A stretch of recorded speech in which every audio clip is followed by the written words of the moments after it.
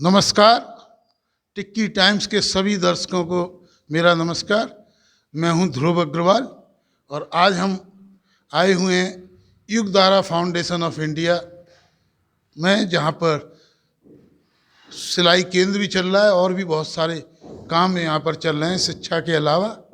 और हमारे साथ हैं युगधारा फाउंडेशन ऑफ इंडिया की राष्ट्रीय अध्यक्ष श्वेता त्यागी जी।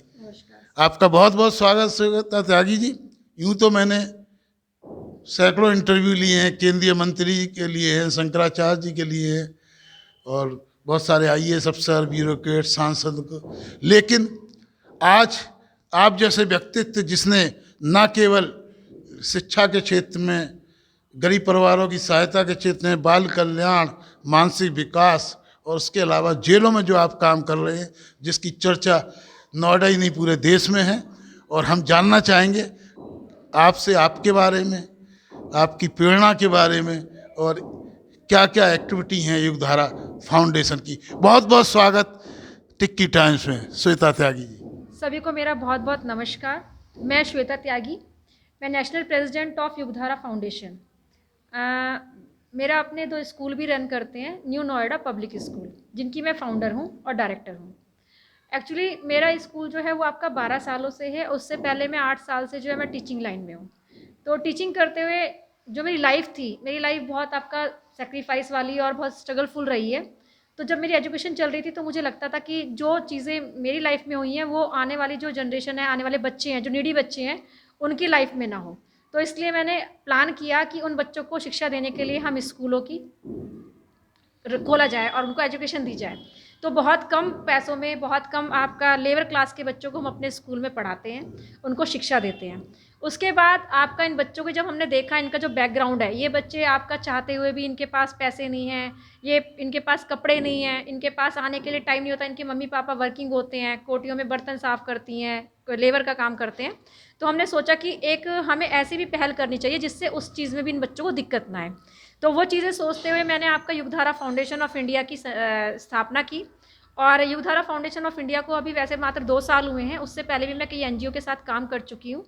और जो हमारा जो काम का जो मेरा फील्ड है, वो हमने आपका नोएडा में स्वच्छता के ऊपर, सफाई के ऊपर किया। हम अपने बच्चों के साथ आने वाले टाइम पर जो है सफाई के लिए काम करते हैं, प्लास्टिक बचाओ भारत के लिए काम करते हैं। उसके बाद हमारा जो सेकंड है वो है हमारा वुमेन्स एम्पावरमेंट। वुमेन्स एम्पावरमेंट के लिए मैं 1 मंथ में 2 एक्टिविटीज़ करती हूँ, जिसमें हम 100 से 150 महिलाओं के लिए अवेयरनेस कैंप लगाते हैं। उनको हम सैनिटरी पैड बांटते हैं, उनको हम साफ़ सफाई के बारे में बताते हैं।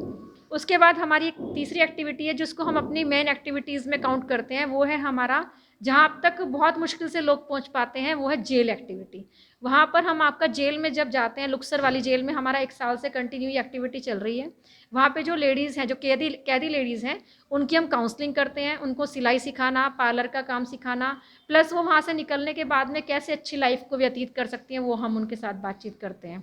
और जो उनकी नीड की चीज़ें हैं, उनको गर्म कपड़े बांटना, वो भी हम कंटिन्यू करते हैं। ये सिलाई मशीन वगैरह आपने लगाई हुई है, ये कब से शुरू किया है? ये अभी हमने कल ही इसका उद्घाटन करा है। इसमें हमारी महिला कल्याण अधिकारी को हमने बुलाया था और जो हमारे एक्टिव एनजीओज़ हैं, उनके जो हमारे एडमिन हैं अशोक श्रीवास्तव जी को, उनके हाथों से हमने इसका उद्घाटन कराया।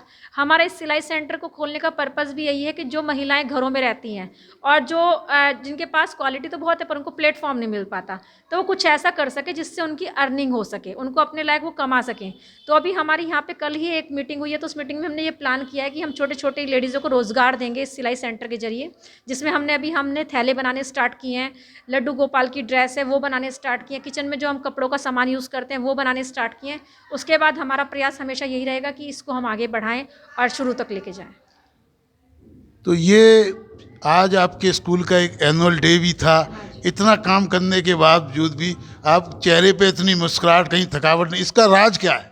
इसका राज ये है, एक तो सबका प्यार और आशीर्वाद, और एक ना प्रेरणा मिलती है कि हमें भगवान ने इस लायक बना के भेजा कि हम दूसरों को कुछ दे सकें।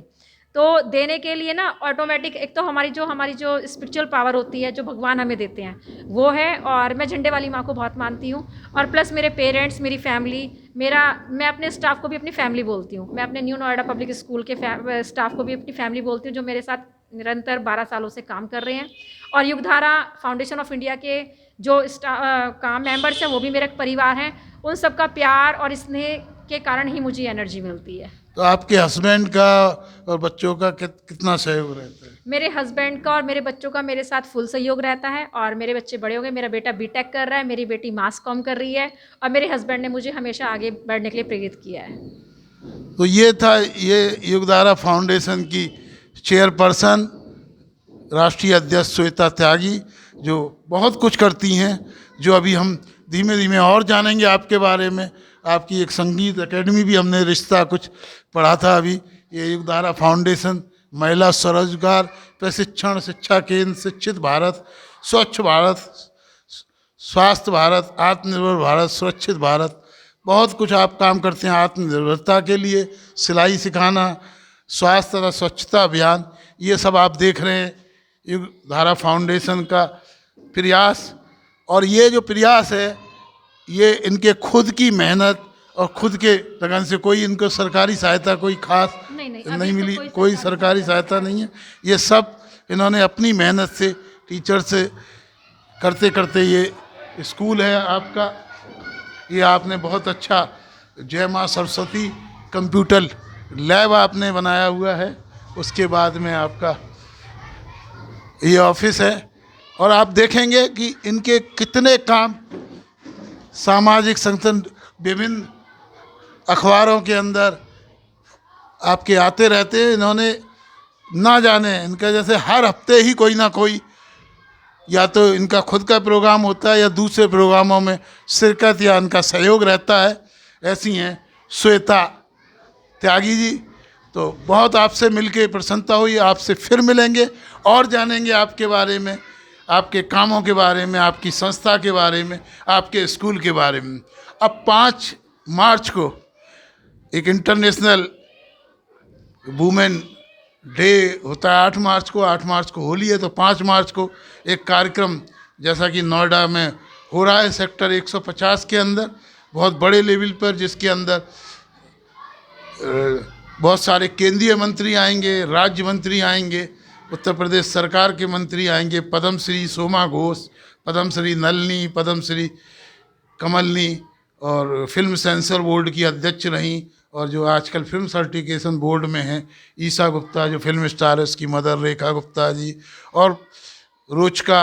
इसी तरह बहुत सारे प्रभावशाली लोग इसके अंदर आ रहे हैं। साध्वी प्रज्ञा भारती भी इसके अंदर होंगी। और आपको इसका पूरा नोएडा का इंचार्ज बनाया गया है। उस प्रोग्राम के बारे में आप क्या कहना चाहती हैं महिला सशक्तिकरण? पहले तो मैं आपको बहुत बहुत धन्यवाद दूंगी क्योंकि आपने मुझे इस जिम्मेदारी के और इस के लायक समझा और ये सौभाग्य दिया।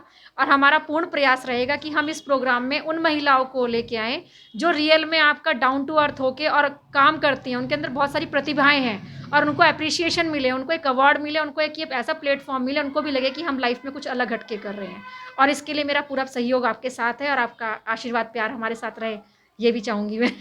नहीं, हमारा आशीर्वाद प्यार तो है ही, लेकिन आपका प्यार इसी तरह बच्चों के साथ, देश के साथ बना रहे, इसी आशा से बहुत बहुत धन्यवाद टिक्की टाइम से बात करने के लिए। नमस्कार।